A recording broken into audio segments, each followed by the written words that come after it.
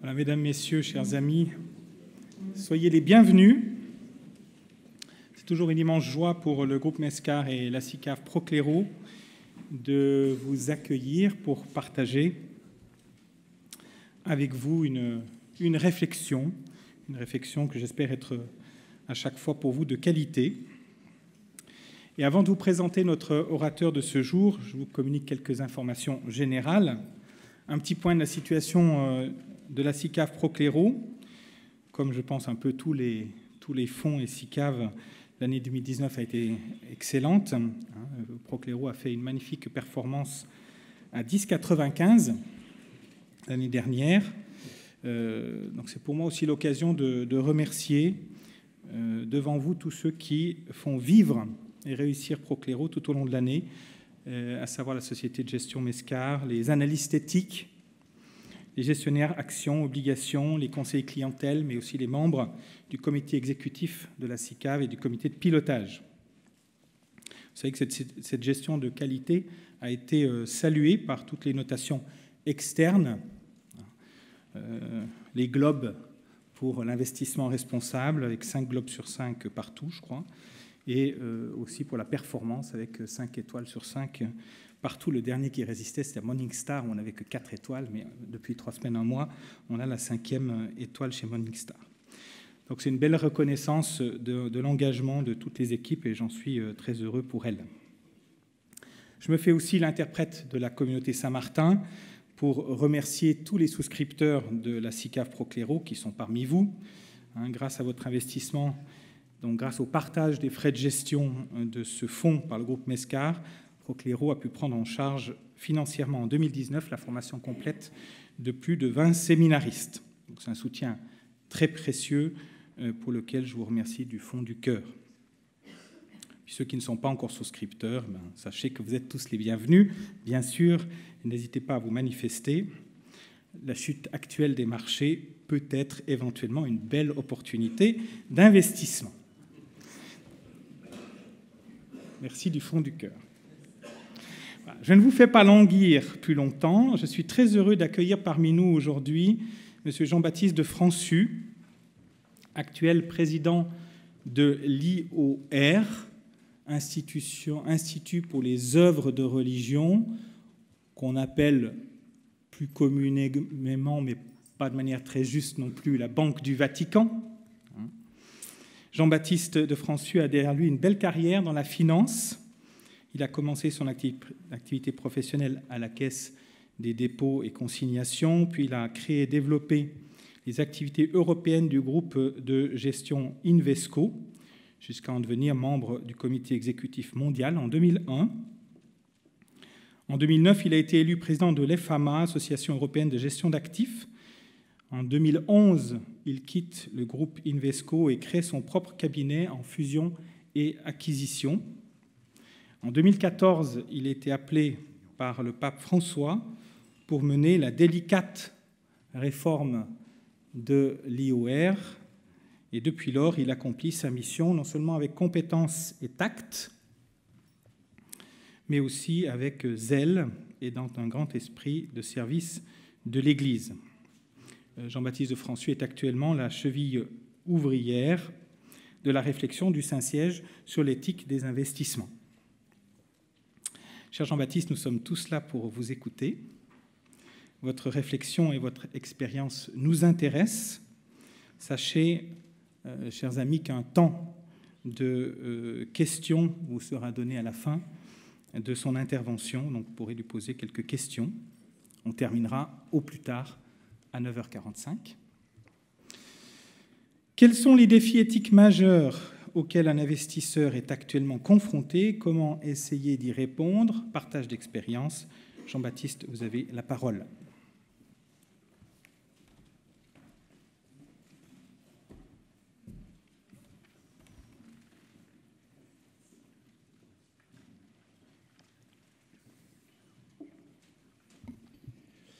Mesdames et messieurs, bonjour. Bonjour et merci à vous, Père Pascal André Dumont, pour votre invitation et pour votre introduction. Je viens ce matin à titre personnel, j'insiste sur le titre personnel, pour vous partager des idées basées notamment sur mon expérience à la Banque du Vatican, à l'Institut pour les œuvres de religion, sur le thème de l'investissement socialement responsable, l'ISR. C'est un sujet vaste, en plein essor, et qui recouvre beaucoup de chapelles et de singularités, si vous me permettez l'expression. L'investissement socialement responsable, c'est notamment la volonté de prendre en compte, dans le cadre de la gestion de produits financiers, des facteurs sociaux, environnementaux et de gouvernance, ESG, considérant qu'à moyen et long terme, leur impact sur la performance ultime du produit sera positive. Mais c'est aussi une réponse aux excès des marchés financiers, et notamment à la crise de 2008, et c'est une volonté grandissante d'investir en phase avec ses croyances et selon une éthique précise, notamment pour les investisseurs confessionnels. La question que le père Dumont m'a posée et qu'il vient de rappeler, de vous parler des défis éthiques majeurs auxquels un investisseur est actuellement confronté, je vais essayer d'y répondre en abordant 3 points, et si vous le souhaitez, comme le père l'a également indiqué, je prendrai quelques questions à la fin. Ces 3 points sont les suivants. Tout d'abord, il me paraît important de faire un point sur là où nous en sommes aujourd'hui en matière d'investissement responsable, pour utiliser ce vocable large. Donc un peu d'histoire et une photographie actuelle. Ensuite, je voudrais vous partager la position du monde chrétien, et plus particulièrement de l'Église catholique, et rappeler qu'il est difficile d'être plus complet dans une démarche d'investissement responsable qu'en suivant ce que la doctrine sociale de l'Église nous enseigne. Je terminerai par citer des initiatives prises par l'Église catholique dans ce domaine pour apporter une réponse aux défis auxquels elle aussi doit faire face. Alors tout d'abord, l'investissement socialement responsable. Cet investissement socialement responsable est en pleine expansion, je viens de le dire. Il ne s'agit plus aujourd'hui d'une tendance, mais d'un mouvement de fond. Il s'est considérablement développé dans le monde, sous l'impulsion notamment d'investisseurs institutionnels et publics. Il a été depuis une dizaine d'années encouragé par l'évolution du cadre réglementaire. Aujourd'hui, de nombreux établissements financiers ont étoffé leur offre, notamment à destination des particuliers, qui se montrent aujourd'hui de plus en plus convaincus. On estime ainsi qu'aujourd'hui, environ 25% des actifs gérés dans le monde cherchent d'une manière ou d'une autre à se prévaloir d'un label d'investissement responsable. Qu'est-ce qui est recherché et à quoi rêvent les investisseurs qui possèdent ces actifs ? Il y a quelques années, ce choix d'investissement responsable pouvait paraître comme une forme de militantisme. Dans beaucoup d'esprits, investir de façon responsable signifiait accepter des performances de gestion plus faibles et renoncer potentiellement à une partie de ses dividendes. Bref, une pratique financière qui paraissait non efficace, ce qui a largement été contredit depuis. Pour un nombre grandissant d'investisseurs, donc, qu'ils soient particuliers ou institutionnels, la recherche de performance absolue ne suffit plus. Ils souhaitent que leur portefeuille soit construit en prenant en compte des critères financiers et des critères extra-financiers du type environnementaux, sociaux et de gouvernance, les critères ESG. Quels sont les efforts accomplis par telle ou telle entreprise pour limiter les gaz à effet de serre, lutter contre le changement climatique et l'épuisement de la Terre? Comment s'effectue le transport des marchandises? Comment telle entreprise réduit-elle sa consommation de papier et d'emballage? Comment fait-elle progresser la parité à tous les étages de la hiérarchie? Comment favorise-t-elle le travail des salariés handicapés? A-t-elle des structures de gouvernance capables d'installer un véritable équilibre des pouvoirs et un respect de tous les actionnaires? D'autres questions plus fondamentales peuvent aussi être posées avant d'investir, par exemple, dans les secteurs technologiques et scientifiques, à savoir quel sera l'impact à long terme des travaux sur les modifications génétiques, notamment chez l'homme. Jusqu'à où irons-nous dans le développement de l'intelligence artificielle et de la puissance intellectuelle de l'homme? Aujourd'hui, beaucoup de gérants affirment ne plus vouloir faire de profit au détriment de la planète ou des conditions de travail des salariés et sous-traitants, ou du non-respect de divers critères éthiques, car l'un n'est pas exclusif de l'autre. Ce n'est pas parce que l'on privilégie la finance responsable qu'on renonce à un retour sur investissement. Certains vont jusqu'à estimer que les critères économiques tels que le PNB d'un pays, comme mesure de la santé d'une économie, pourraient avoir une importance moins grande dans le futur dans les décisions d'investissement pour laisser de plus en plus de place aux critères ESG. Comment procèdent ces gérants pour offrir de tels produits? Quelles sont les différentes approches retenues? En matière de gestion financière et de façon succincte, on distingue généralement, même s'il n'y a pas de règle unique établie, 3 grands types d'approches. La première est l'exclusion des portefeuilles, des activités ou industries sujettes à controverse, ne répondant pas à des critères socio-économiques minimaux et donc où l'impact sur la société est néfaste. L'exemple type de cette politique d'exclusion est notamment dans le domaine de l'armement et du tabac. La deuxième approche est l'intégration et la recherche des meilleurs élèves dans chaque secteur d'activité, best in class, comme on dit dans le jargon anglo-saxon, considérant que l'intégration de critères ESG dans le processus de choix des valeurs qui composeront les portefeuilles contribuera sur le long terme à améliorer les performances et mieux contrôler les risques. Le troisième type d'approche est l'impact investing, consistant à investir dans des entreprises, souvent dans le non coté, qui cherchent à générer un impact social ou environnemental mesurable. On est loin toutefois d'une harmonisation entre les différentes approches retenues dans le monde et en Europe. Plus particulièrement, les approches de l'ISR sont variées parce que les cultures locales sont variées. En Suisse et en Allemagne, l'environnement est mis en avant, ainsi qu'en France, même si dans notre pays, le social y reste relativement privilégié.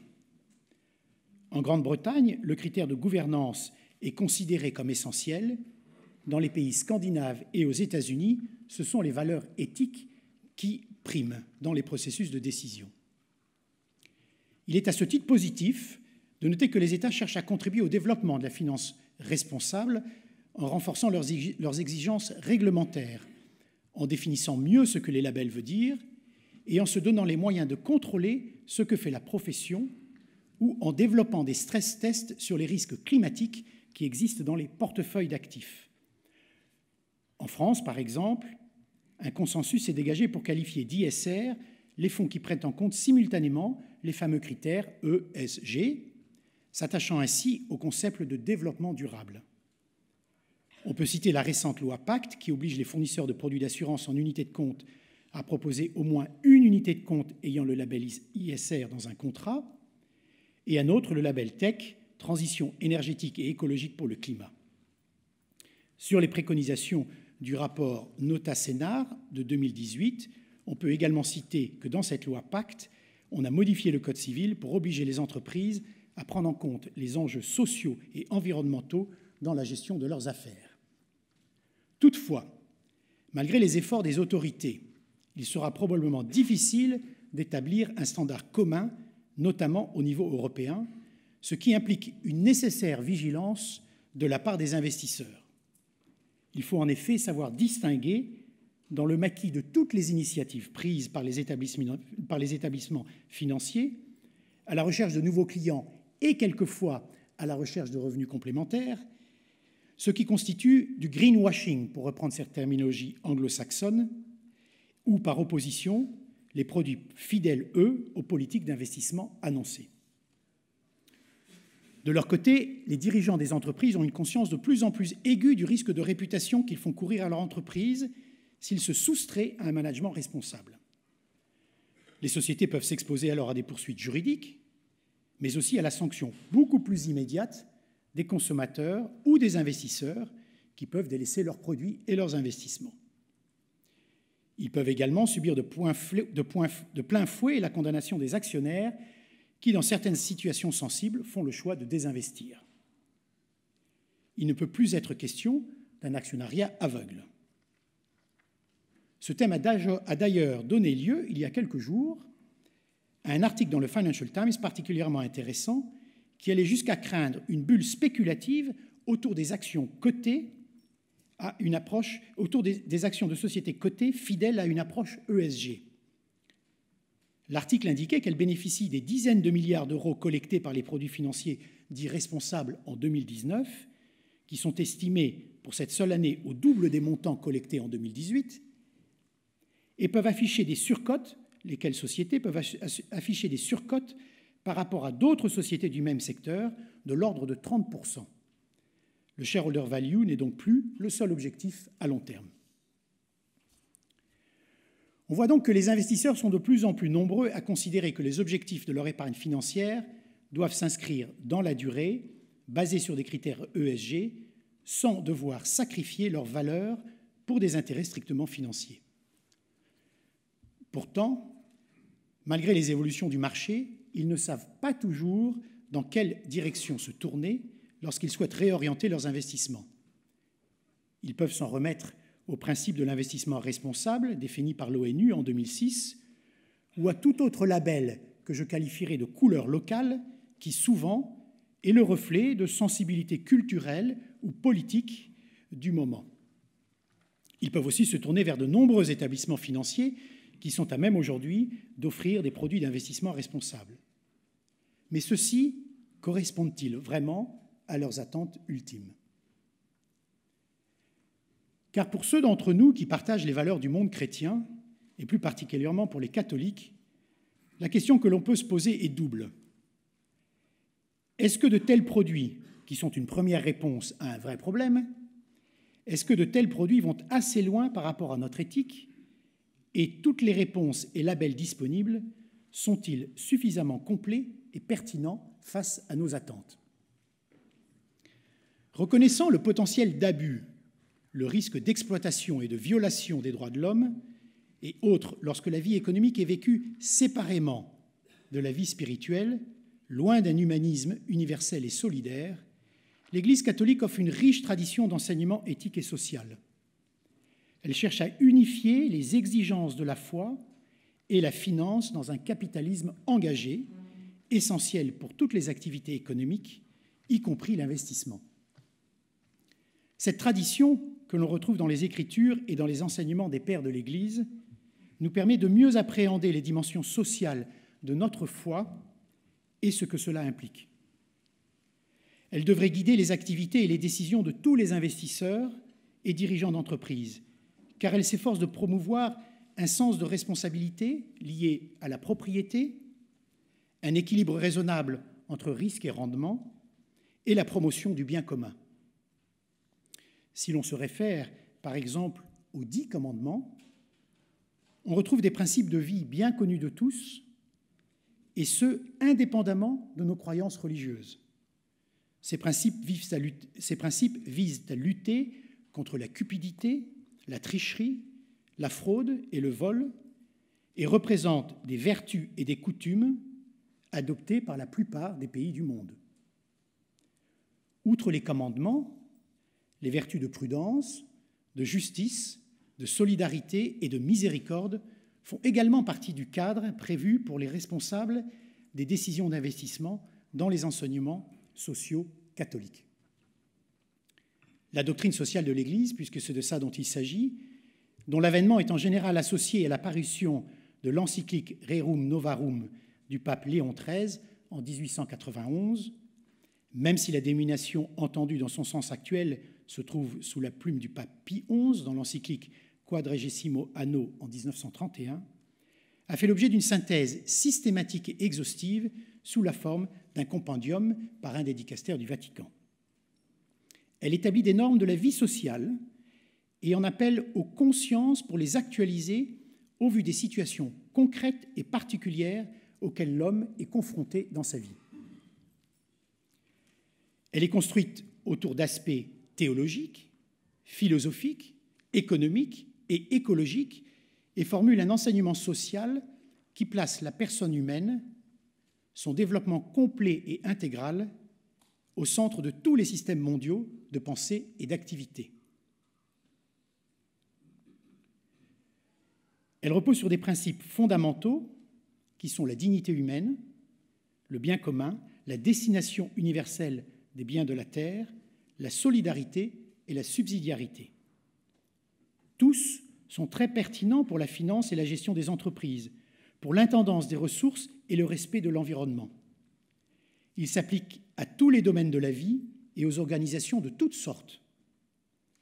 La doctrine sociale de l'Église est ainsi un reflet de l'Église sur les réalités sociales à la lumière de l'Évangile. Il ne s'agit pas d'une idéologie, il ne s'agit pas d'une théorie sociale comme alternative au capitalisme ou au socialisme, mais plutôt d'un langage de foi et de raison enraciné dans les Écritures et en dialogue avec les sciences humaines. À ce titre, la doctrine sociale de l'Église guide les choix que l'homme peut et doit faire dans la sphère publique ou sociale de l'existence humaine, y compris dans le domaine économique. En juillet 2009, le pape Benoît XVI, avec l'encyclique Caritas in Veritate, a porté une nouvelle attention aux questions économiques, sociales et environnementales dans le contexte de la mondialisation et de la crise financière de 2008. S'exprimant spécifiquement sur la responsabilité des acteurs du secteur financier, il écrit que les financiers doivent redécouvrir le fondement véritablement éthique de leur activité afin de ne pas abuser des instruments sophistiqués qui peuvent servir à trahir les intérêts des épargnants. Les exigences intrinsèques à un cadre éthique ne sont pas incompatibles avec la réalisation de résultats financiers positifs. Puis le pape François, avec l'exhortation apostolique Evangelium Gaudium et l'encyclique Laudato Si, aborde le problème de la sauvegarde de la maison commune, en réaction aux problèmes environnementaux, climatiques et sociétaux rencontrés depuis les années 70. Il souligne que les dérèglements climatiques actuels ont les impacts les plus graves sur les populations les plus défavorisées de la planète, et il emploie pour la première fois le concept si important d'écologie intégrale, censé faire la synthèse entre l'écologie humaine et l'écologie classique. Tournant son attention vers les responsabilités des entreprises dans les sociétés, le Saint-Père rappelle également à tous que l'ensemble du système financier doit viser à soutenir un véritable développement. Surtout, l'intention de faire le bien ne doit pas être considérée comme incompatible avec la capacité effective de production de biens. Ces éléments sont à nouveau développés dans la dernière exhortation apostolique du Saint-Père sur l'Amazonie, qui, ceci dit en passant, je vous recommande vivement de lire si vous ne l'avez pas encore fait, car c'est un texte absolument magnifique. La pensée à court terme, qui pousse souvent les entreprises à répondre aux attentes spécifiques des marchés boursiers et des actionnaires, est jugée inappropriée en raison de l'impact négatif qu'une telle activité peut avoir sur les préoccupations et les responsabilités sociales et écologiques. À chaque fois, l'appel des papes, qui précise toujours un peu plus la doctrine sociale de l'Église, a mis en avant l'urgence des situations décrites et ont appelé les hommes de bonne volonté à l'action.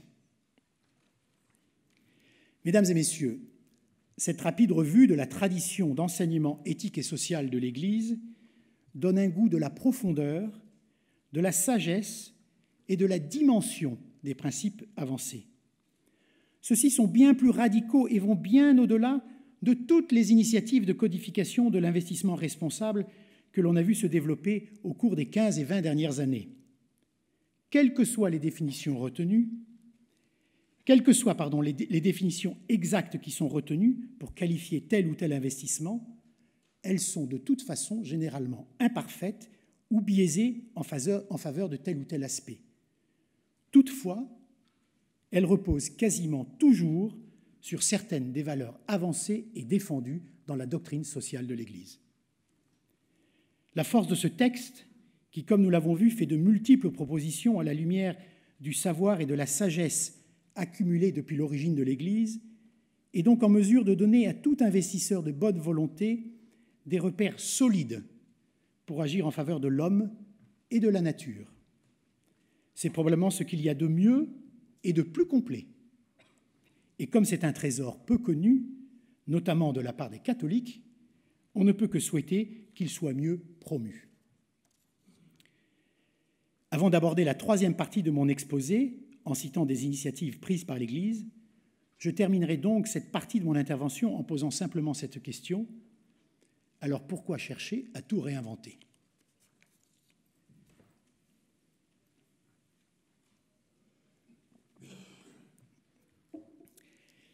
Mais alors, me direz-vous, si la doctrine sociale de l'Église fournit un cadre parfait, que fait l'Église ? Comment contribue-t-elle à promouvoir cet agenda de la doctrine sociale de l'Église et le fait-elle vraiment ? Je vais tenter de vous répondre à cette question de deux façons. D'abord en vous citant différents exemples d'initiatives plutôt de nature théorique prises par l'Église, et puis également en vous citant des initiatives plutôt de nature pratique qui, je pense, l'une et l'autre combinées, vous donneront un sentiment sur tous les efforts que l'Église entreprend dans ce domaine, même si, comme toujours, rien n'est parfait. Tout d'abord, on peut citer les publications nombreuses, soit par les conférences des évêques des différents pays du monde, ou par les dicastères du Vatican, voire par des congrégations comme la congrégation de Saint-Martin, qui publie un certain nombre de documents dans la matière. Les plus connues sont notamment celles promues par le Vatican et qui ont appelé à une réforme du système financier et monétaire en 2011 par le dicastère Justice et Paix, suite à la crise de 2008, puis un document intitulé « La vocation du dirigeant d'entreprise » avec l'association Uniapac.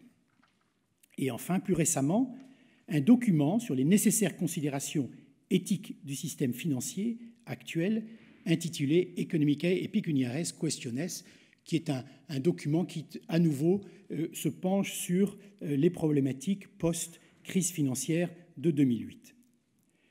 Une des problématiques que l'on a souvent dans ces textes, c'est qu'ils restent très théoriques et ne sont pas suffisamment proches de la réalité pratique de ce que vivent les institutions catholiques, ou en tout cas ceux qui ont les responsabilités de gestion. Et donc, une nouvelle initiative a été prise, et j'espère qu'elle verra le jour dans les prochaines semaines. Un document important devrait être publié par le Vatican, un document intitulé « Mensuram Bonam », à savoir la bonne mesure, qui est en préparation sur l'investissement catholique responsable, en vue d'apporter une plus grande cohésion dans toutes les initiatives qui existent déjà de par le monde dans l'Église, et aider les Églises qui sont encore balbutiantes dans ce domaine à accélérer l'adoption de tels critères. Mensuram Bonam rappelle le texte d'une trentaine de pages, rappelle la tradition que l'on retrouve dans les Écritures et dans les enseignements des pères de l'Église, auxquels j'ai brièvement fait référence, ainsi bien sûr qu'à la doctrine sociale de l'Église. Mais comme je vous le disais, ce texte ira plus loin puisqu'il proposera des puisqu'il proposera des actions pratiques et des repères pour mettre en œuvre une telle stratégie d'investissement, qu'il s'agisse d'actifs cotés ou non cotés. Voilà un exemple, une série d'exemples sur les initiatives un peu théoriques que l'Église peut prendre. Mais il y a également, comme je vous le disais, un certain nombre d'initiatives plus pratiques, certaines que vous connaissez certainement, et qui émanent soit, là encore, des conférences des évêques à travers le monde, soit du Vatican, soit des initiatives plus privées. Les recommandations en matière de gestion des avoirs mobiliers et immobiliers par les conférences des évêques de certains pays, les États-Unis très vite, probablement depuis 1990, puis l'Allemagne, également en France, dans une mesure moindre, pour l'intégration de critères ESG et religieux, tout en maintenant des objectifs de performance à long terme. Donc un certain nombre d'initiatives ont été prises. Il faut rappeler que lorsque vous regardez le patrimoine financier mondial de l'Église, j'utilise des termes qui ne sont pas tout à fait justes, mais j'essaye d'être un petit peu simplificateur, à peu près 60% de la fortune de l'Église catholique se trouve soit aux États-Unis, soit en Allemagne. Et donc le fait que ces deux pays, et que les conférences des évêques dans ces deux pays aient pris des initiatives très tôt, est évidemment quelque chose de très important. Et on espère que beaucoup d'autres pays qui ont déjà suivi, puis d'autres s'ouvront. Mais malheureusement, à ce stade, il y a peu de coordination entre les différents pays, entre les conférences des évêques, notamment en Europe. C'est un propos sur lequel je me suis souvent entretenu avec des cardinaux européens. Donc peu de coordination en Europe, ce qui est regrettable, qui est probablement dû aux sensibilités locales, alors que dans le monde protestant, il y a des efforts collectifs très importants qui existent en Europe. J'ai participé à des conférences animées par les églises protestantes et il y a une volonté de partager et de comparer et de s'entraider qui est très importante. Et donc, s'il y a une initiative à prendre au niveau européen dans l'Église catholique, dans ce domaine, c'est certainement plus de coopération dans l'intérêt de tous. Autre exemple pratique, c'est la sensibilisation par le Saint-Père lui-même des dirigeants d'entreprises, notamment dans des secteurs sensibles comme les mines ou la technologie, par le biais de rencontres fréquentes à haut niveau. Ne pas sous-estimer les efforts considérables du Saint-Père, qui reçoit très régulièrement des groupes de responsables des plus grandes entreprises du monde au Saint-Siège, dans des échanges, bien sûr, qui ne durent pas toute une journée, mais qui peuvent certainement, quelquefois, prendre 1 heure du temps du Saint-Père et permettre donc des partages avec des personnes de foi diverses, voire pas de foi, et en tout cas qui viennent voir chez le Saint-Père, ils viennent chercher chez le Saint-Père une certaine sagesse sur toutes ces problématiques. L'autre exemple pratique par rapport à l'investissement responsable, c'est bien sûr la réforme financière du Vatican que le pape François a lancée juste après son élection en mars 2013 et auquel il m'a demandé de contribuer dans la limite de mes moyens dans un des domaines d'activité économique et financier du Saint-Siège. C'est un domaine dans lequel le Saint-Siège était très en retard, les investissements responsables, et donc des efforts très importants ont été pris pour essayer de mettre à niveau ce que nous faisons par rapport à ce qui existe ailleurs, et notamment, comme je vous le disais, quelquefois dans des pays sous l'initiative des conférences épiscopales. C'est bien sûr un des éléments de la réforme financière du Vatican. Il y a bien d'autres thèmes sur lesquels nous travaillons, au-delà de ces problèmes d'investissement éthique. C'est une réforme qui avance, c'est une réforme qui est compliquée non pas par sa technicité, mais qui est compliquée de par la bureaucratie et la force de résistance qui existent de façon générale dans cette institution, comme dans d'ailleurs probablement beaucoup d'autres gouvernements, puisqu'il s'agit du gouvernement de l'État souverain du Vatican. Des initiatives enfin, pour parler d'initiatives pratiques privées, des initiatives visant à créer des produits d'épargne qui respectent la doctrine sociale de l'Église, comme Procléro, mon père, grâce à qui nous sommes ici aujourd'hui, mais aussi porteurs d'espérance de la Fondation Notre-Dame, Ethica, de la CEF et d'autres encore. Donc une multitude d'initiatives qui peuvent permettre aux épargnants de donner du sens à leurs investissements. Et j'en arrive à ma conclusion, avant donc de prendre éventuellement quelques questions s'il y en avait. Jésus a souvent critiqué l'écart contradictoire entre ce qui était professé dans la synagogue et ce qui se passait réellement dans les villages et les campagnes de Galilée. Cet écart doit être profond, car près de 2000 ans plus tard, Vatican II a identifié toute double vie, comme l'une des erreurs les plus graves de notre époque, à savoir le manque de lien entre la foi que nous professons et la façon dont nous menons nos engagements quotidiens. Les chefs d'entreprise, comme les investisseurs, et de façon générale, toute personne de bonne volonté, doivent développer leur sens du discernement, un processus de découverte du bien concret, ici et maintenant, en utilisant les grands principes que sont la dignité humaine, le bien commun, la subsidiarité. Dans la réalité complexe des affaires et des investissements, ces mêmes balises, exprimées dans la doctrine sociale de l'Église, les aideront à porter des jugements judicieux et à agir en conséquence sur leurs investissements. On ne peut que souhaiter que ce texte soit mieux connu et mieux diffusé, car il a toute la force nécessaire pour permettre de bâtir un environnement meilleur. Il est important que le profit ne soit plus qu'un critère d'évaluation de nos progrès. Nous devons pouvoir juger de la qualité de nos investissements en mesurant s'ils contribuent à faire du bien à notre société et à la création en général. Les principes sociaux catholiques aideront les investisseurs et les dirigeants d'entreprises à intégrer les implications sociales de la foi dans leur processus de décision. Mais la même réponse est plus particulièrement attendue de la part des institutions et organisations catholiques. Elles sont censées suivre les lois et règlements légaux de chaque pays où elles sont situées, qui sont promulguées pour le bien de la société dans son ensemble. Mais en plus, elles doivent intégrer dans leurs activités et pratiques les normes et principes supplémentaires qui sont compatibles avec l'enseignement et la pratique de la tradition religieuse afin de pouvoir être témoins. En tant qu'acteurs des marchés financiers, les attentes quant à leur comportement exemplaire sont de plus en plus grandes. Appliquer les enseignements de la doctrine sociale de l'Église à leurs investissements, mais également le choix des institutions avec lesquelles elles travaillent, est un impératif urgent s'il n'a pas encore été réalisé. C'est le message notamment que la publication Mensuram Bonam portera. L'Église ne peut et ne devrait être source de scandale. Et comme nous sommes l'Église, comme aime à nous le rappeler le pape François, nous nous devons de montrer l'exemple. Merci.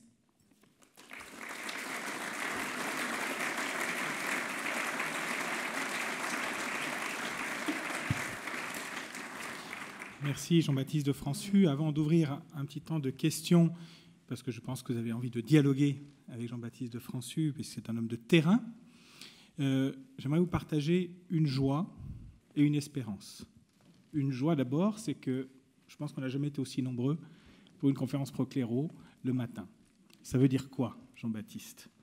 Ça veut dire qu'il y a une attente, parce que vous représentez quelque chose, une institution qu'est l'Église à travers la Banque du Vatican. Donc il y a une attente de beaucoup de gens sur ce qu'il faut faire dans l'investissement, et donc qui attendent de l'Église un chemin, une lumière, une parole, etc. Donc ça, nous le retenons. Et une espérance, c'est que la semaine dernière, j'étais à l'IOR, et quand, je ne sais pas si vous connaissez, mais on entre par la porte Sainte-Anne, là où il y a les gardes suisses en grande tenue, là, et puis sur la gauche, vous avez l'IOR. L'IOR, c'est une tour. Vous entrez dans une tour. Alors, une tour, ça peut être une tour de Babel. Et ce n'est pas la tour de Babel, bien sûr. Par contre, une tour, c'est fait pour monter au sommet. Et quand on est au sommet d'une tour, on voit loin. Et le souhait, l'espérance que j'ai, c'est que justement, la Banque du Vatican et l'Église, à travers elle, montent sur la tour, regardent loin et soient prophètes de l'investissement pour l'avenir. Et je prie pour ça. Question.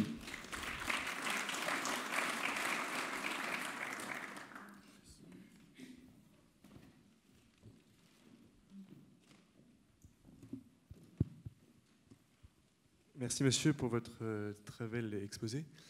J'ai une question que je me pose plus à titre personnel. En tant qu'investisseur, moi je suis tout à fait en phase avec vous sur le fait que je n'ai pas envie que mon argent aille n'importe où et ça va n'importe quoi. Et donc je suis très attaché aux critères que vous avez évoqués. Mais comment, en tant que simple investisseur, je peux savoir si mon argent va être utilisé vraiment pour des œuvres auxquelles je suis attaché, ou si c'est simplement un côté marketing, faire du greenwashing, dans le but d'attirer des investisseurs et que derrière il ne se passe rien en fait. Je crois que j'ai fait référence. La bonne nouvelle, c'est que les autorités regardent tout ce thème de l'investissement responsable maintenant de façon beaucoup plus précise. En France, au niveau européen, dans le monde, enfin dans tous les grands marchés développés, c'est une thématique qui est importante. Et donc on va rentrer dans des cadres de plus en plus codifiés. Et donc le risque de greenwashing, il existera probablement toujours un petit peu, mais va quand même être de mieux en mieux contrôlé. Donc je crois qu'on est sur des terrains de plus en plus solides. Et ne sous-estimez pas cette référence que j'ai faite à cet article du Financial Times, parce que j'entendais hier, même sur BFM, un intervenant qui expliquait qu'au cours des derniers 7-8 jours, combien les valeurs qui mettent en avant des critères ESG ont de façon à peu près systématique surperformé dans la baisse par rapport à toutes les autres valeurs du même secteur. Donc cette importance de cette labellisation, de cette reconnaissance, de cette notion d'investissement responsable est véritablement présent, à tel point qu'on dit qu'il peut y avoir une surcote sur certaines valeurs par rapport à d'autres, rien que pour le fait qu'on annoncerait d'avoir une gestion de l'entreprise suivant des critères ESG, et donc de facto, les autorités regardent ces aspects, et donc ce sont des domaines de mieux en mieux contrôlée. Encore une fois, ce qui est dommage, c'est que ça va être fait de façon un peu pays par pays, alors qu'on est dans un marché d'épargne européen et que l'on souhaiterait avoir des critères qui soient à peu près les mêmes partout. Mais là encore, les sensibilités locales font qu'on a à faire face à ces tensions éventuelles. C'est assez intéressant dans le travail de cette étude de Mansour Al-Monam que j'ai citée, qui devrait sortir prochainement. Nous avions créé un groupe de travail qui réunissait des Européens et des Américains, dont certains sont présents dans la salle et que je remercie encore pour tout leur travail. Et c'était amusant de voir les sensibilités différentes s'exprimer, notamment au sein de l'Europe, entre la France et les États-Unis, entre la France et l'Allemagne, pardon, le nucléaire étant un point de divergence très présent dans les aspects d'investissement responsable entre la France et l'Allemagne. Je vous parle d'église à église, hein, là, puisqu'on était dans un contexte du Vatican, mais également les différences qui peuvent exister avec les États-Unis. Et puis, il y a d'autres exemples, toute la problématique de la contraception. L'Église américaine va prendre des positions qui est probablement plus différentes, j'avais envie de dire plus libérale que certaines autres églises, mais le mot libéral ne veut pas dire grand-chose, bien sûr. Mais donc, il y a des différences importantes qui peuvent exister, qui sont ces sensibilités locales auxquelles j'ai fait référence. Et donc, c'est vrai que par rapport à tout ça, on a besoin d'avoir un cadre un peu plus précis. J'avais vu monsieur d'abord, oui.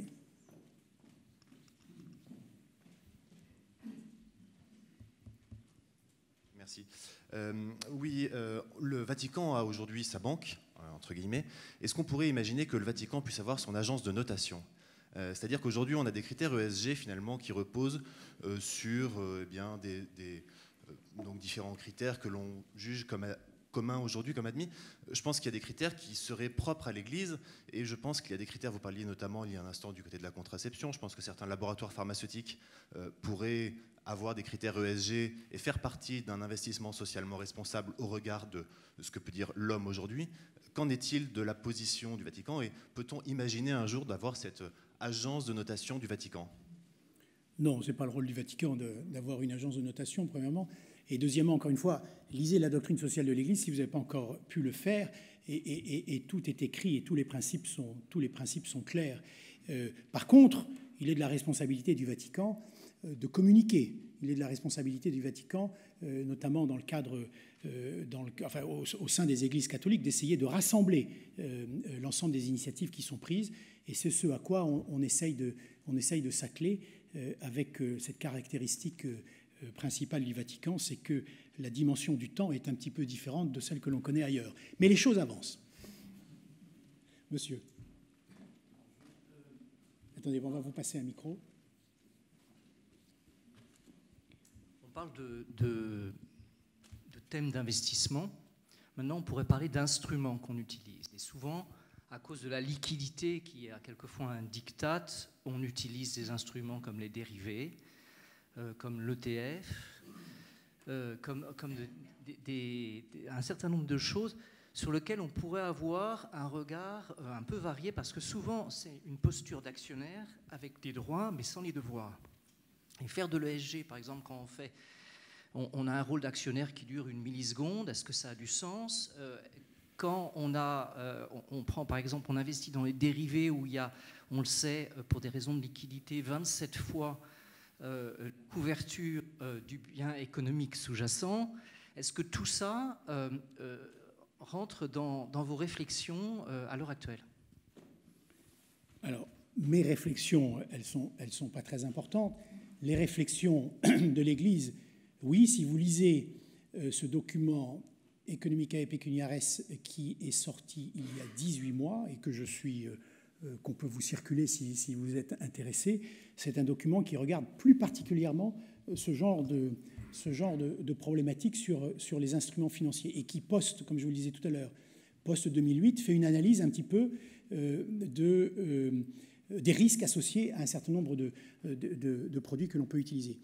Le document est un peu tranché, il est tellement tranché que la CFTC américaine s'est fendue d'une belle lettre au Vatican pour exprimer ses réserves sur certains passages du document.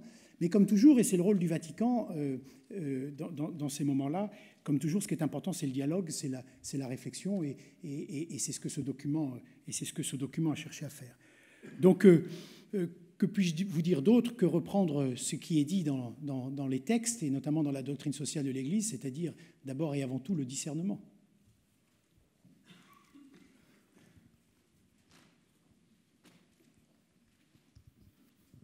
Oui, merci beaucoup pour cette conférence. Vous évoquez l'Église américaine, vous évoquez l'Église allemande et l'Église française, mais quand on analyse, au moins celle que je connais mieux, c'est l'Église française.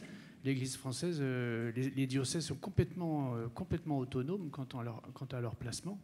La Conférence des évêques de France a labellisé une vingtaine de produits, dont le produit Procléro comme étant bien sous tout rapport, mais en fait, il n'y a pas d'Église française. Qu'est-ce que ça donne? Quelle est la vision du Vatican ou de la Banque du Vatican sur justement l'unité de l'Église américaine, de l'Église française ou de l'Église allemande?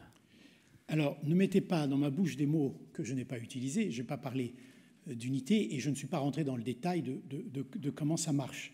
Je crois que vous savez que l'Église est probablement l'organisation internationale, si vous me permettez cette expression, Père, l'organisation internationale la plus décentralisée, et notamment en matière de finances. Dans mes responsabilités au Vatican, je m'occupe de problèmes économiques et financiers pratiques liés uniquement à la gestion de l'État souverain du Vatican. Nous n'avons pas d'autorité, nous n'avons pas d'intervention de quelque nature que ce soit vis-à-vis de ce que font les conférences des évêques, de ce que font les diocèses, de ce que font les églises de par le monde. Et c'est la même chose dans chacun des pays. Donc chaque évêque est responsable de ses diocèses et de ses paroisses. Je crois que ce que j'essaye de dire ici, c'est plus des initiatives de partage qui doivent être menées, un petit peu ce que Procléro fait aujourd'hui avec une démarche plus vaste, mais il y a un besoin de partage. Moi, je rencontre beaucoup d'économes de diocèses qui viennent à Rome, et dans leur parcours des personnes qu'elles rencontrent, je suis souvent invité, et donc j'entends beaucoup ces critères, et les gens disent souvent qu'ils se sentent un peu seuls, un peu isolés. C'est aussi pour ça que le Vatican va publier ce texte Mensuram Bonam. Mais comme toujours, ceux qui ne veulent pas le savoir ne sauront pas, et ceux qui veulent savoir savent et se renseignent. Donc il y a un moment donné où on ne peut pas, ou alors on prend le contrôle de tout. Oui, bonjour et merci pour cet exposé très intéressant sur la thématique de l'éthique et de la finance dans l'Église. Est-ce que vous pouvez nous donner très concrètement des exemples de ce que vous avez mis en place? Est-ce que vous avez vous-même, dans la démarche d'investissement éthique, exclu des secteurs d'activité? Est-ce que vous avez pris position là-dessus? Est-ce que vous avez transcrit la doctrine sociale de l'Église en critères d'investissement? Est-ce que vous avez fait cet exercice pour ensuite irriguer l'ensemble des placements de la Banque du Vatican? Absolument. C'est un des chantiers qu'on a ouvert dès 2014, quand je suis arrivé à la présidence de la Banque. Et aujourd'hui, parce qu'il y a certaines congrégations qui gèrent en direct leurs avoirs et utilisent la banque juste pour la transaction ou pour les missions dépositaires. Mais pour tous les actifs dont nous avons la responsabilité directe, ils suivent tous aujourd'hui des critères d'investissement responsable. Est-ce que nous sommes parfaits? Non. Est-ce qu'on s'est inspiré de tout ce qui existe? Oui, et on continue à le faire. On a par exemple l'université de Notre-Dame aux États-Unis, qui est la plus grande université catholique en matière d'endowment fund, qui gère à peu près 15 milliards de dollars, qui est venu passer, avec une équipe de 4 personnes, qui est venu passer une semaine chez nous pour former toutes nos équipes du back-office au front-office, en passant par le compliance et le contrôle interne, etc. Donc on avance, on continue d'avancer, on essaye d'ouvrir toutes les portes et toutes les fenêtres pour être sûr que l'on capte tout ce qui se passe et d'être le plus ouvert possible. Et comme le disait le Père Dumont, on a une responsabilité d'être un peu un exemple, et en tout cas, on a la très grande responsabilité, ce qui est encore plus important, on a la très grande responsabilité d'épauler le pape François dans sa mission et dans la mission que ses frères cardinaux lui ont confiée lorsqu'ils l'ont élu sur le trône de Saint-Pierre.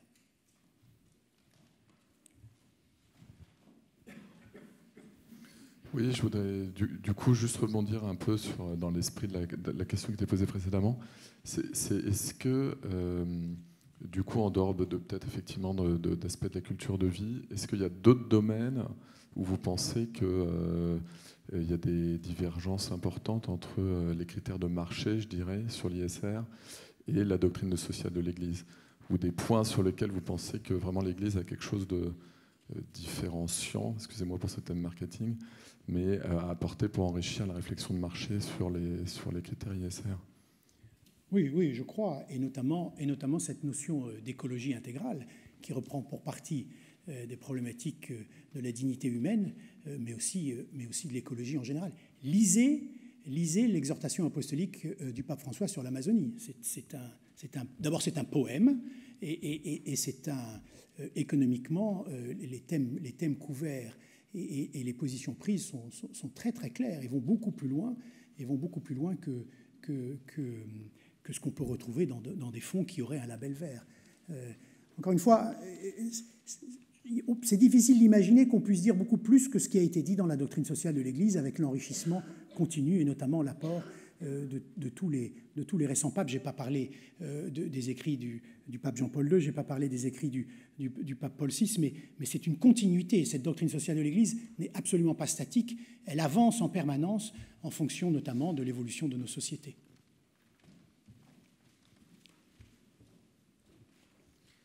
Oui, vous avez parfaitement mentionné que l'Église était décentralisée, ce qui est tout à fait cohérent avec le principe de la subsidiarité. Et néanmoins, vous avez terminé votre exposé sur la nécessaire exemplarité. Est-ce que vous mettez en place des systèmes d'audit entre les différentes conférences épiscopales ou un conseil fraternel pour essayer de déceler par anticipation ce qui pourrait faire scandale et qui porterait un grand tort à toute l'Église, quel que soit le pays ou a fortiori au Vatican? Alors, je vais répondre à deux niveaux à votre question. D'abord et avant tout, ce n'est pas notre rôle. Ce n'est pas le rôle du Saint-Siège, encore une fois. Ça n'est pas... Par contre, par des publications comme cette publication que nous allons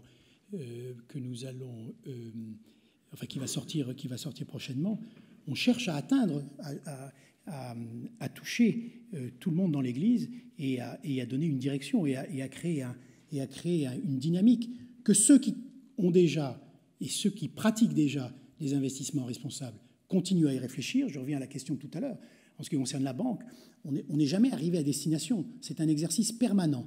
Donc, tous ces conférences d'évêques qui ont écrit des tas de choses, tous ces diocèses qui travaillent, Procléro et d'autres initiatives, le chemin ne sera jamais terminé. On aura toujours vocation à avancer un peu plus loin, la profondeur des enseignements de l'Église étant ce qu'ils sont.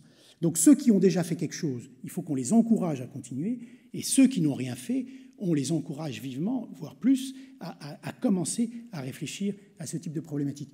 Mais vous imaginez bien que c'est plus facile pour un diocèse aux États-Unis, en Allemagne, en Autriche ou en France que ça ne l'est pour un diocèse au Vietnam ou dans une partie retirée du monde où les informations sont moins facilement accessibles et les connaissances sont moindres.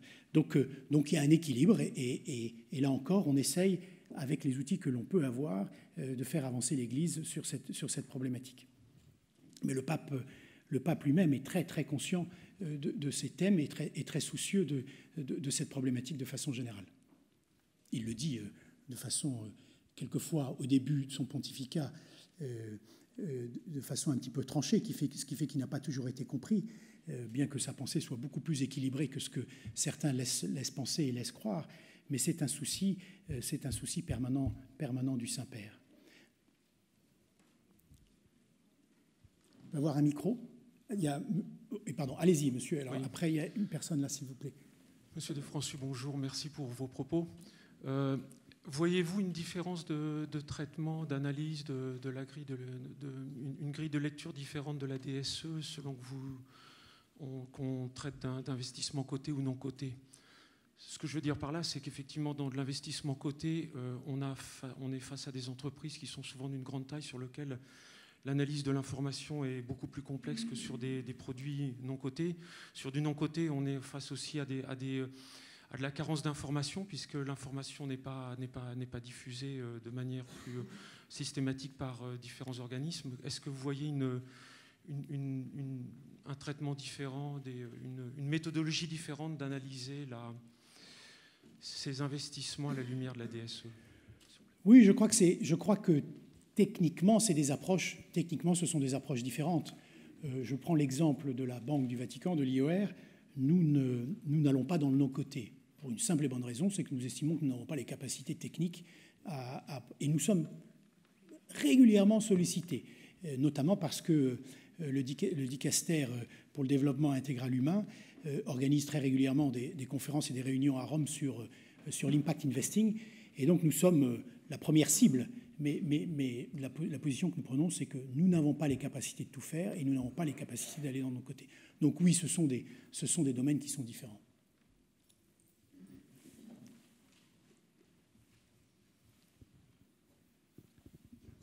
Oui, merci pour cet exposé. Le pape nous invite à aller à la périphérie et à évangéliser.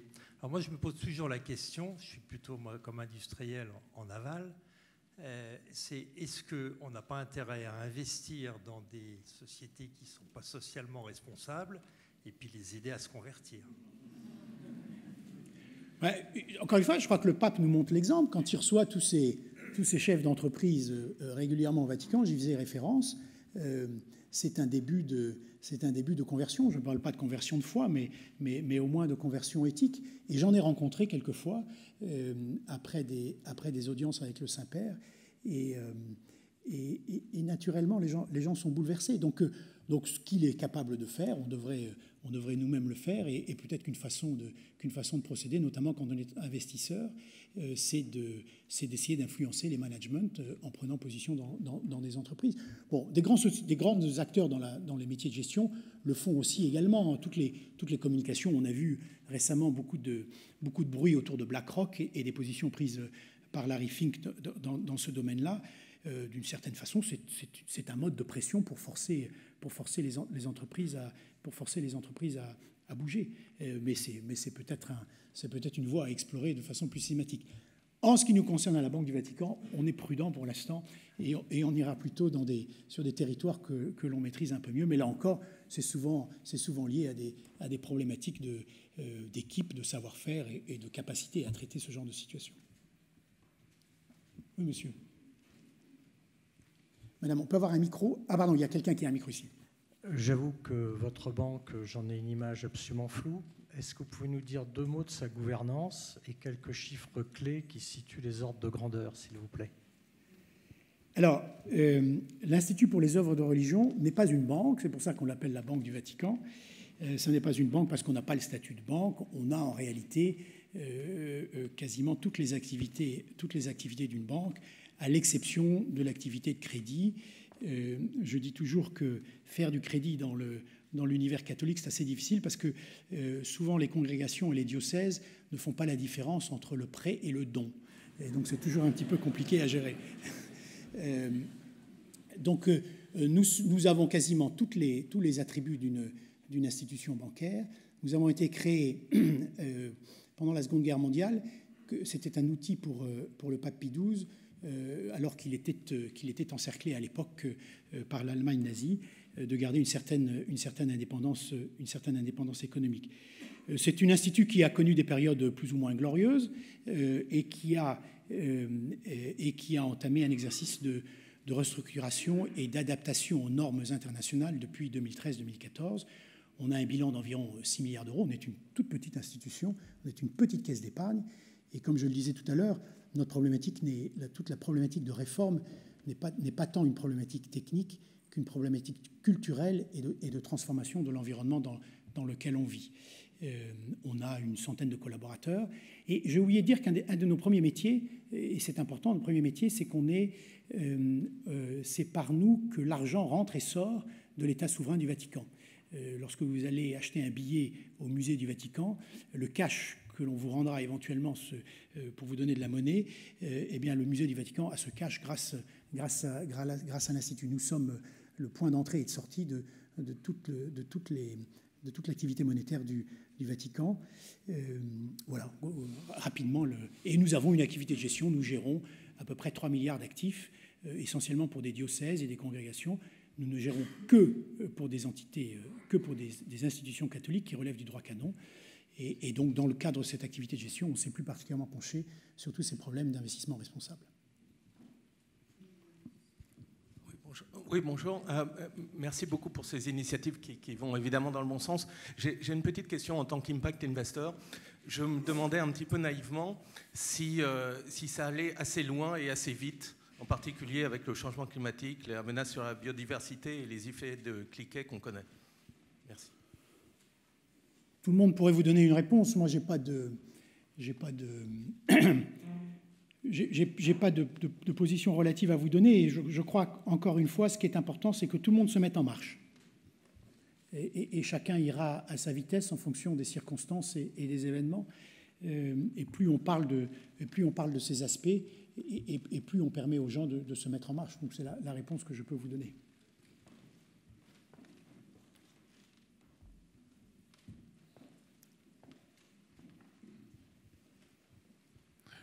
Bonjour, je suis Bernard Descreux, je précise que je travaille chez EDF, ce qui va vous expliquer ma question, qui concerne l'énergie nucléaire civile et son financement. Le pape a sans ambiguïté une position sur les armes nucléaires, mais sur le nucléaire lui-même, il a des réserves en conditionnant cela à la sécurité que je qualifierais de totale. Suite aux accidents qu'on a eus à Fukushima et à Tchernobyl. Or, tout ingénieur qui se respecte peut vous dire que la sécurité totale, ça n'existe pas. Tout le dispositif permet de la repousser très très loin dans les probabilités infinitésimales, mais ça n'existe pas. Et donc, doit-on renoncer à l'énergie nucléaire alors que les scénarios du GIEC montrent que sans le recours à l'énergie nucléaire, on n'échappera pas au changement climatique et à toutes les catastrophes qui viendront avec et qui effectivement sont également reprises et sont une préoccupation du pape. Donc là, je vois une sorte d'ambiguïté qu'il faudrait trancher pour arriver à avoir quelque chose qui soit cohérent. Bon, d'abord, je ne peux pas vous répondre au nom du pape. Donc il dit ce qu'il dit. Deuxièmement, sur toutes ces matières-là, on ne peut qu'espérer que le pape soit radical. Parce que si on n'a pas une voix radicale, sachant que de toute façon les gens ne font que le quart de la moitié de ce qu'il dit, on n'avancera pas. Donc c'est un peu provocatif ma réponse, mais je ne peux pas vous dire grand-chose d'autre. Encore une fois, il faut se mettre en chemin, il faut avancer. On va rencontrer des dilemmes, on va rencontrer des situations difficiles. Si vous avez une position précise sur un thème précis, il faut venir partager avec le Vatican, il faut engager un dialogue. Encore une fois, le dicaster pour le développement intégral de la personne est très à l'écoute, passe beaucoup de temps sur toutes ces problématiques-là. Je vais citer par exemple le secteur minier. Le cardinal Turkson, qui préside le dicaster pour le développement intégral, voyage dans le monde entier, va sur des mines, rencontre les grands dirigeants d'entreprises mondiaux dans ce secteur. Et donc il y a un dialogue permanent. Et donc ce dialogue, il faut aussi le nourrir. Et le dialogue est à deux voies. Donc si vous avez des idées précises, il faut les faire remonter et mettre en avant vos idées. Bonjour.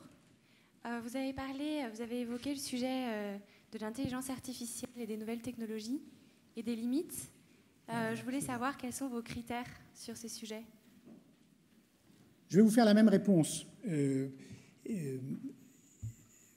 Les critères que l'on prend à l'Institut, à la banque, ils sont affichés sur notre site web. Vous avez un détail précis de ce que l'on fait ou de ce que l'on ne fait pas, mais on s'inscrit totalement dans la doctrine sociale de l'Église. Donc nous n'allons pas aller au-delà ou nous n'allons pas chercher à ajuster tel ou tel aspect.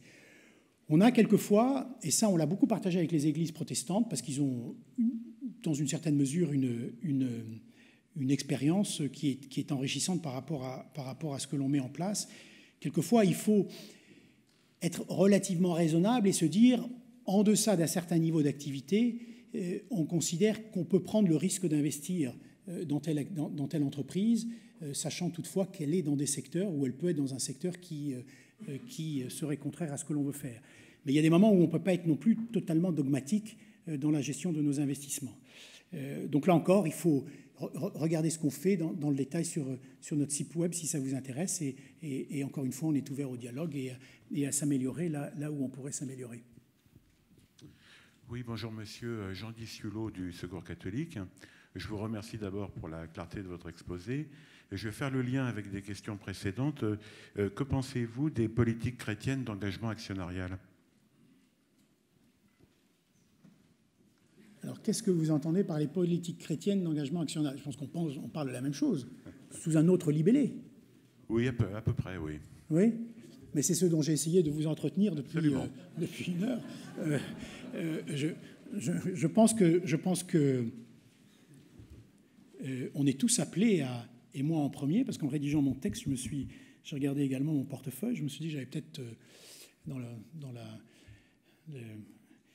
l'efficacité de la vie quotidienne, je n'avais peut-être pas regardé suffisamment mes propres investissements.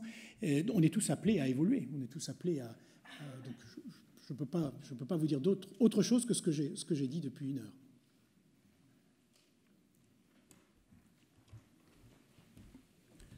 Peut-être à ce sujet, et ça rejoint aussi la question de Laurent Bataille, je pense que quand on investit, et quand on veut le faire avec justement ce background de réflexion éthique et de doctrine sociale de l'Église, on peut se dire, est-ce qu'on choisit une entreprise bien sous tout rapport, où ils ont déjà bien travaillé, et là on investit, c'est confort, ou on se dit, il y a quelque chose à faire. Et j'avoue que moi, je suis attentif auquel il y a quelque chose à faire. En particulier dans le cadre de Procléro, pour vous donner un exemple concret, on se rend compte que là où il peut y avoir des enjeux majeurs en termes d'éthique, par exemple, c'est sur la question de la dépendance des personnes âgées. Clairement, sur la fin de vie, il y a des questions éthiques majeures. Alors, on a pris l'option d'investir dans les entreprises qui, justement, font de la maison de retraite, s'occupent aujourd'hui et s'occuperont demain de la fin de vie. Parce qu'on veut porter un discours éthique à ces entreprises. Vous voyez ? Donc ça, c'est un cas concret. Et pour venir aussi à la question de Jean, c'est la question aussi de l'engagement dans les assemblées générales, hein, d'aller aux assemblées générales, parce que la responsabilité de l'investisseur, c'est d'aller, il est actionnaire, donc il a un rôle à jouer, il doit assumer ce rôle et non pas simplement se préoccuper de l'éthique de l'investissement ou de la performance, mais dans la responsabilité de son investissement, il y a la participation engagée, me semble-t-il, aux assemblées générales. Et par exemple, c'est en tout cas dans le cadre du fonds Procléro, je ne sais plus, on participe à 120 assemblées générales, je crois, par année, de manière engagée avec d'autres, hein, dans des consortiums pour justement porter une voix engagée dans les entreprises dans lesquelles on a investi. Voilà, donc, je pense que ça, c'est un point important. Autrement on n'est pas vraiment responsable. Si on n'est pas engagé dans les assemblées générales, on n'est pas responsable, en fait. On n'assume pas jusqu'au bout. Mais une question ? Oui. Quel est pour vous, du coup, un horizon d'investissement minimum qui serait éthiquement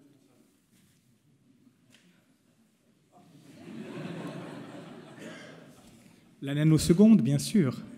Mais oui, non, mais la question du temps est une question essentielle, hein, parce qu'à partir du moment où le temps est trop court, on n'a aucune possibilité d'assumer une responsabilité. Donc ça revient à toute la question sur les produits dérivés, les produits structurés, etc., où de fait, on n'assume aucune responsabilité. Un actionnaire qui y est pour une milliseconde, c'est sûr que son engagement est très restreint.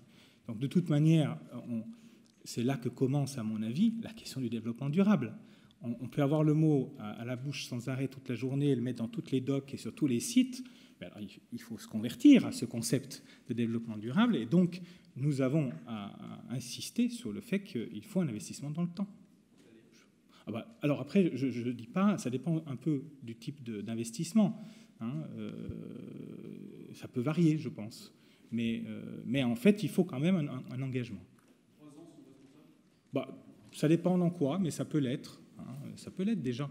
En tout cas, pour quelqu'un, ça dépend si on est dans le côté ou non-côté, hein, c'est très différent. Mais dans le côté, oui, je pense. Hein, c'est un soutien à apporter à une entreprise pendant un certain temps. Mais le but, c'est quand même d'aller, en tout cas, c'est la logique de Procléro, c'est d'accompagner une entreprise, quoi. Une fois qu'on l'a choisie, on se dit qu'on n'est pas prêt de la sortir, quoi, du portefeuille. On est là pour vraiment, on va la sortir que s'il y a un gros bug et qu'on se rend compte que ça ne va pas, qu'éthiquement, on ne peut pas tenir cette position. Mais autrement, l'idée, c'est quand même, on a fait ce choix, donc on va accompagner l'entreprise au mieux tout au long de son chemin. Voilà. Mais ça, c'est la logique long terme. Moi, c'est une logique long terme, quand même. Développement durable, soit alors on se ment, quoi. On utilise les mots qui ne veulent rien dire. Et quel est le taux de rotation du fonds Procléro ? Bon, alors là, je ne saurais pas dire exactement, il faudrait demander à ceux qui le gèrent, mais je pense qu'il est... Vous avez une réponse, Benoît, comme ça? Non, en fait, il est assez faible, en fait. Hein, il est proche de 1, voire inférieur à 1. L'idée, hein, c'est ce que disait Pascal André tout à l'heure, c'est qu'on est investisseur de long terme. Et donc, la logique est plutôt de garder les positions assez longtemps, même si, bien entendu, ça reste compatible avec une recherche de performance financière. Voilà, merci infiniment. Il est quasiment à la fin, donc je vais juste encore terminer en remerciant du fond du cœur Monsieur de Françul. Merci Jean-Baptiste pour votre engagement.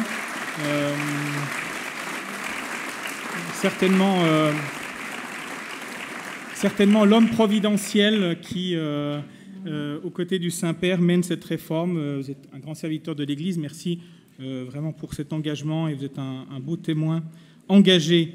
Et j'espère que ça aura une fécondité non seulement dans l'Église, mais un impact fort sur l'ensemble du monde de la finance. Vous pourrez retrouver la conférence de Jean-Baptiste de Françul puisqu'elle a été filmée sur le site proclero.com dans quelques jours et sur aussi le site de Radio Notre-Dame qui est partenaire de cette conférence. Vous trouverez aussi à la sortie sur la table, s'il en reste encore, parce que peut-être qu'il y a déjà tout qui a disparu, des documents sur Procléro, sur la lettre d'information qui vient de sortir, qui fait un bilan de ce qui s'est passé en 2019 sur Procléro pour son activité. Les cahiers Pro Persona continuent à être publiés, même si on a eu un petit problème d'impression et que vous n'en avez pas sur la table à la sortie. Mais sachez que vous pouvez trouver le cahier de décembre et de janvier, comme tous les autres, sur le site propersona.fr. En décembre, on a publié un cahier sur la propriété de l'entreprise, quels sont les vrais enjeux. Et en janvier, on a sorti un document, un cahier sur quel est le cœur de la démarche éthique. Donc, allez directement sur le site. Je vous annonce la prochaine conférence Procléro qui aura lieu le mardi 9 juin, ici même, à 8h30 comme d'habitude. Elle sera donnée par don Jean-Rémy Lanavert, qui est parmi nous ce matin, prêtre de la communauté Saint-Martin, agrégé de philo, docteur en philo, directeur adjoint de l'École supérieure de philosophie et de théologie de la communauté Saint-Martin. Vous savez, quand on a un philosophe, on se dit on ne va rien comprendre. Eh bien, avec don Jean-Rémy, c'est le contraire. C'est qu'on va tout comprendre parce qu'il est très clair. Donc n'ayez pas peur, venez à cette conférence qui s'intitulera probablement « Comment passer du placement à l'investissement ?» Placement à l'investissement, un défi que la doctrine sociale de l'Église veut relever. On reste dans notre cycle qui va encore durer un bout de temps sur l'investissement financier et les apports de la doctrine sociale de l'Église pour cet investissement financier. Voilà, je vous remercie de votre présence. Je remercie encore Jean-Baptiste de Françul de tout cœur et je vous souhaite à toutes et à tous une très belle journée. Merci.